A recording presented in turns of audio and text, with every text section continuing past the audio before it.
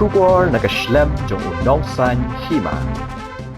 Ke Meghalaya Board of School Education, Lingbao Director Accreditation and Control of Examination, Embo Subati R. Lalu. Hau kuruak kubor bala penmi pajba mentakas ngi ka arpotrik no pra arajar arpusau, kala pentim, bakum baka sarkar jela, kala penbena ya katarik ban penlong, ya ke election MDC nega benta ke Ardali Autonomous District Council, kata ke Khasi Hills Autonomous District Council, bat ke Jantia Hills Autonomous District Council, ke banlong ke arpu waitrik ubna rempang arajar arpusan, bat ke sngi nyovot kan long ke arpusau trik ubna rempang arajar arpusan. But ru kumulatim, but ke examin nam taki kena SSLC, but HHSLC, arajar arpusan, kaya tingko, but kini kitarik ki balong ke election, kumta na kaliang ke embos, kalaray ban penben, hagabide but ki subject, ki biatengko tarik but ke election MDC. Hagabide but ke examin, nagabenta ki kena, ki bayakonyik examin SSLC, nagabenta ke subject mathematics, but special mathematics, katarik kabarim kumulatip kalong arpuwaitrik ubnay rempang arajar arpusan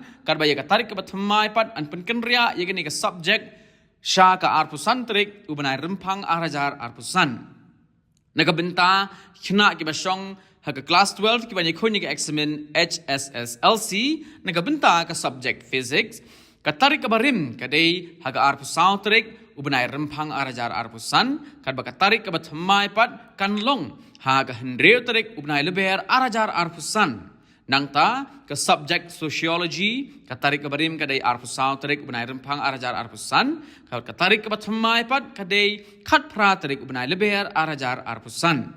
ke subject vocational subject poultry farming for but computer technique for katarik kabarim kadai haga arpu tarik urempang arajar arpusan bat katarik kabathamai kandai haga khat khandai tarik ubnai leber arajar arpusan